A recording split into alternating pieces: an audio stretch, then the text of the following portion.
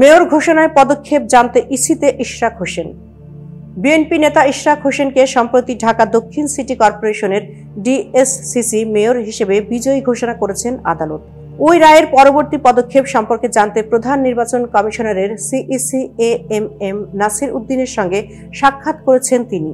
আজ বৃহস্পতিবার 24 এপ্রিল দুপুর 2টার দিকে রাজধানীর আগারগাঁওয়ের নির্বাচন ভবনে এ সাক্ষাৎ অনুষ্ঠিত হয়। সিইসি কক্ষ থেকে বের হয়ে ইশরাক হোসেন সাংবাদিকদের বলেন, আপনারা জানেন নির্বাচনী ট্রাইব্যুনালের একটি রায় আমি পেয়েছি। সেই রায়ের পরবর্তী পদক্ষেপ কি হবে এবং কিভাবে সেটিকে কার্যকর করা হবে তা নিয়ে আলাপ করতেই আমি সিইসির সঙ্গে দেখা করতে এসেছি। ইশরাক হোসেন আরও বলেন, পরবর্তী কার্যক্রম বলতে আদালত থেকে এখানে ইসি ফাইল এসেছে, তারপর একটা গ্যাজেট হবে, এর একটা টাইম ফ্রেম আছে। তারপর গতকালের নিউজ আপনারা জানেন, ইসি আইন মন্ত্রণালয়ে একটি মতামত চেয়েছেন, সেটারই একটা ফলো আপ করতে আমরা এখানে এসেছি। গত মঙ্গলবার 22 এপ্রিল ইসির সিনিয়র সচিব আক্তার আহমেদ গণমাধ্যমকে জানিয়েছিলেন, ইশরাক হোসেনকে মেয়র হিসেবে গ্যাজেট প্রকাশ করতে হবে কিনা এ বিষয়ে আইন মন্ত্রণালয়ের মতামত জানতে চেয়ে চিঠি দিয়েছেন নির্বাচন কমিশন।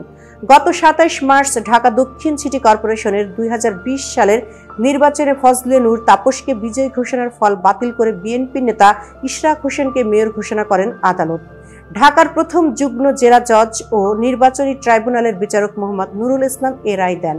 সিইসির সঙ্গে সাক্ষাৎ শেষে ইশরাক বলেন, আপনারা অবহিত আছেন যে কয়েকদিন আগে আমি নির্বাচনী ট্রাইব্যুনালের মামলার একটি রায় পেয়েছি। সেই রায়ের পরবর্তী পদক্ষেপ কি হবে এবং সেটি কিভাবে কার্যকর করা হবে সেটি আলাপ করার জন্য সিইসি মহোদয়ের কাছে এসেছি।